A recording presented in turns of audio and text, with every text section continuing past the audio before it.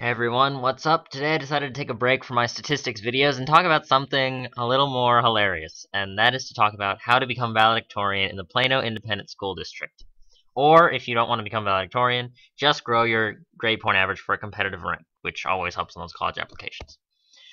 But before I go into the actual, method of securing the number one spot, it's important to note that the position of valedictorian is not necessarily a mark of intelligence, nor will it get you into your dream school. And that's really today.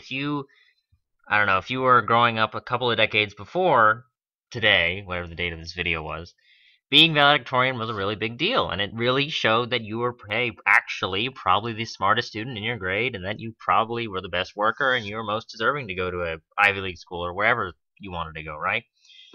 Now, today that necessarily isn't the case. Schools more often are looking for other things that make you stand out, and class rank and GPA, while they are important, are not the be-all, end-all factors of your college applications. And I want to warn you today that if you're chasing the valedictorian spot to simply pad your college application so you can get into your dream school, it's probably not going to happen. I'm just throwing that out there.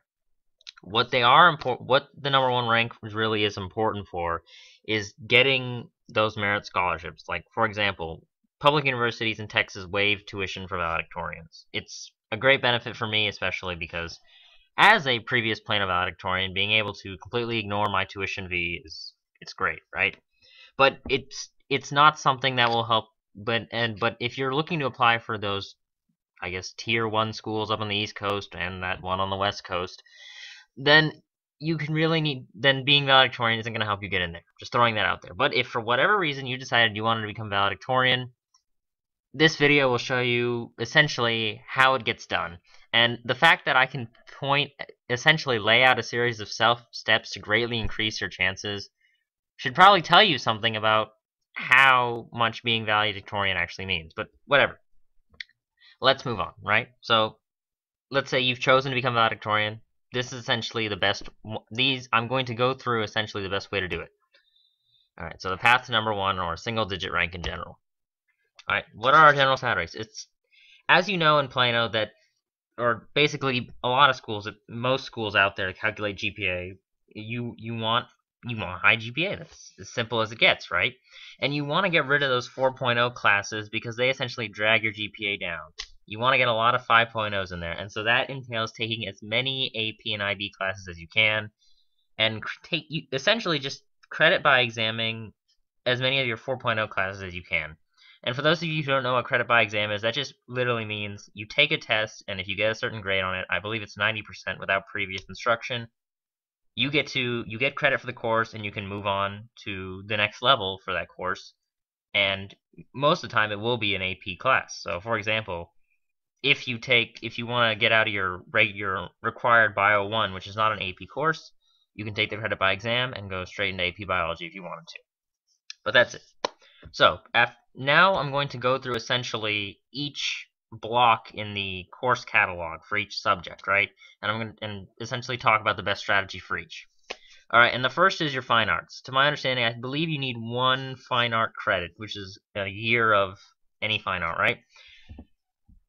Pro tip: band, choir, and orchestra. As lovely as they are, as great as they ultimately are more harmful to your GPA than they are helpful. And that is because there is no honors orchestra or honors choir, honors band at the entry level for most 9th graders, right? Instead, the best thing to do is take an art or sculpture class. There is an Art 1 honors class or a Sculpture 1 honors class, I believe, that starts at a 4.5 GPA instead of a 4.0. And if you just take that for your fine arts credit, you'll be fine. You won't need to worry about that 4.0 dragging you down.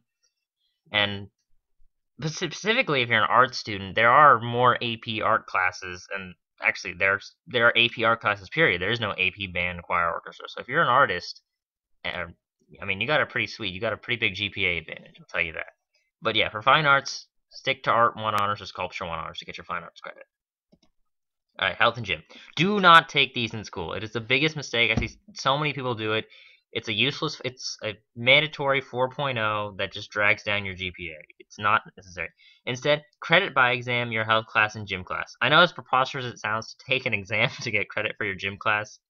It is doable, And if you do so, then you can get rid of those 4.0s, you'll get the credit, it won't affect your GPA, and you can move on with your life. If you don't want to take the credit by exam, you can take either or both classes in summer school, online classes, or correspondence from Texas Tech University. All these options, as long as you complete the course, will not count towards your GPA. All right. Now, in the course catalog, there's a block that says that you have a certain number of required electives. I believe it's 4 for the Distinguished Achievement Plan, maybe. The point is, there's no need to take extra electives. You don't need to take accounting 1 or keyboarding 1 or whatever extra elective you need to. If you essentially maximize the number of AP and IB classes you take, and you credit by exam most of those regular classes, there will be AP electives left over for you to take. And on top of that, any extra AP class or IB class that you take that is not required for you to graduate counts towards your elective credit. So, for example, some great AP electives that we have are AP Music Theory or AP Art History, both great 5.0 electives instead of, your regs electives. Don't take those. Always stick with your AP or IB classes when you can. All right, English. The next area on the course in the degree plan is English. Good thing for you is that you don't need to do anything, and that's because there are a very limited number of English classes, so skipping ahead in your English classes won't give you any particular advantage. It just leaves you with blocks in your schedule that you're going to have to fill with something. And as much as it'd be nice to just have to take one course your senior year, you can't have a bunch of empty blocks. I think you're only allowed to maybe 2 empty periods in total during your senior year. So, what that means is you just need to follow your normal English progression from 9th grade year onwards. So that means just taking English 1 honors as a 9th grader, English 2 honors as a 10th grader, AP English Language as an 11th grader, and AP English Literature as a 12th grader. I should mention that the IB program essentially follows the same progression, only you just change those 2 APs to IBs and you'll be fine. I believe you can credit by exam English, but it isn't, from what I heard, it is extremely difficult, and at the end of the day, it doesn't help you. So don't do it. So just when it comes to English, just let it go. Just follow the normal progression. Alright, math, the big one. The way most valedictorians in Plano become valedictorians is by skipping unnecessary math classes. Now, of course, this means you have to have some previous instruction in mathematics in order to get ahead. I mean, that's just how it is. I mean, most valedictorians in Plano are smart people because they do have outside instruction coming into them. They have math instruction outside. They go to Kumon, they go to Gideon Math and Reading, they go to Huntington, they go and get math tutoring elsewhere so they can skip math classes in school and go straight to those AP classes. What essentially happens is that by skipping their regular 4.0 math classes or actually just skipping math classes in general that don't even count toward their GPA, they start taking math classes that do go toward their GPA earlier than everyone else. So they essentially have more math classes that are 4.5s and 5.0s in their GPA than everyone else, which gives them that extra advantage.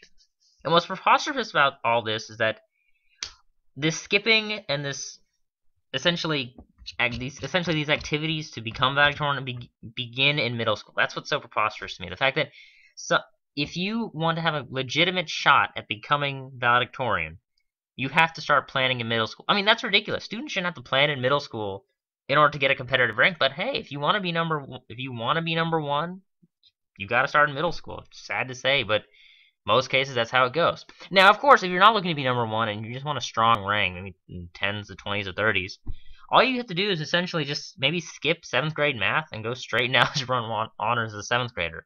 And as long as you keep high grades in that, you'll have a leg up on, I would say, a lot of the students. But anyways, so as I said before, all non-AP math classes can be taken for credit by exam. So what most people do is that they credit by exam 7th grade math and go straight into algebra 1 honors. That's a 4.5 class, and so they've already gotten one more additional 4.5 on top of their classmates. The extreme case that has been done before is that as a 7th grader, they credit by exam 7th grade math, algebra 1, geometry, algebra 2, pre-calculus.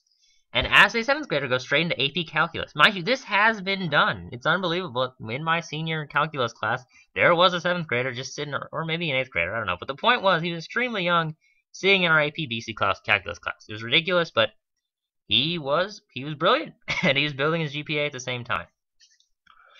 So you could skip all those math classes and go straight into AP Calculus.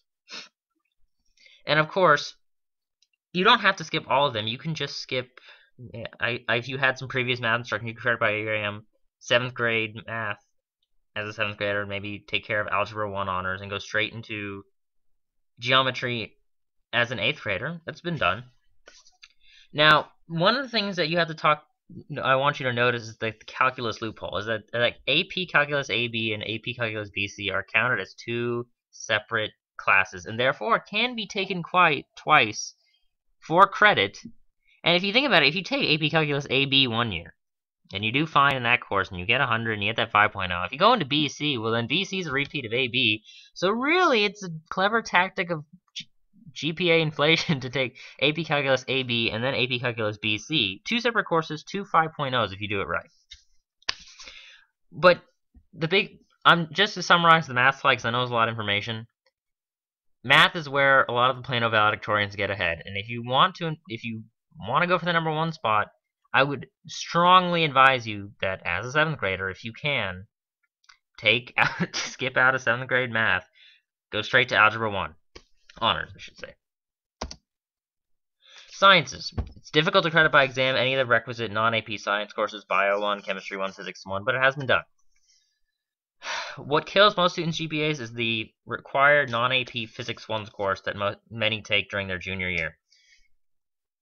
The consensus is it's not taught very well and that it's very frustrating. What most smart students do is that they take the credit by exam or they just do summer school instead, both of which don't count toward the GPA. And then they go straight into Physics B.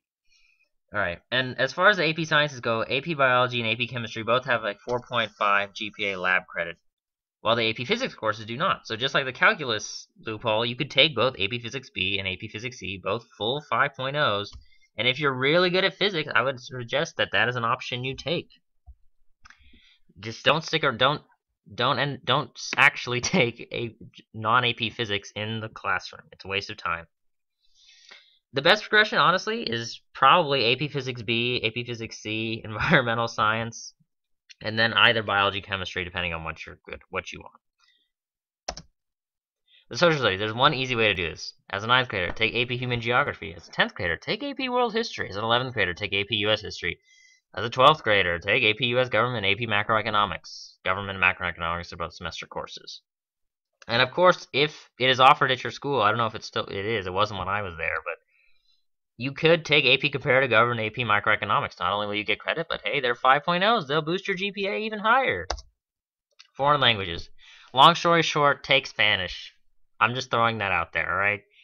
It makes things very easy, and not only that, it's the only language, I believe, that has 2 AP courses attached to it. So, if you're good at Spanish, hey, 2 5.0s, and you have 1 additional 5.0 above all the other languages. Unless, of course, your competition is taking 2 foreign languages, but then watch out, because they're probably way smarter than you.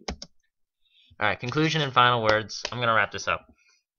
Even if you don't care about becoming valedictorian, then just using a few credit by examinations, for example, in the case of health and gym, I strongly suggest if you want to get a high GPA, you don't take those 4.0s and you just credit by exam them, and you fill in those spaces with other electives like AP Music Theory, AP Art History, AP Environmental Science, something like that.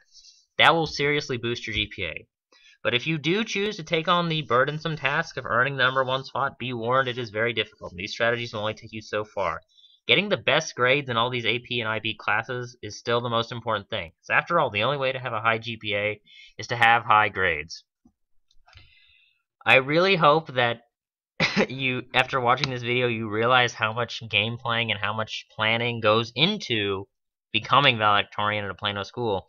And as much as I wish I could say it's all about just being smart, and of course, generally, only smart people are the ones who can do well in these AP classes, but the takeaway from all is that becoming valedictorian in Plano is a very difficult process that requires a lot of planning really early. I mean, as far as the middle school stage, and that early planning that many kids don't know about is what ultimately screws them out of the race for becoming number 1 when, there are truly smart students who deserve higher ranks than what they get, but because they don't know these strategies, they'll never get there, and that only, I guess, hurts their college applications.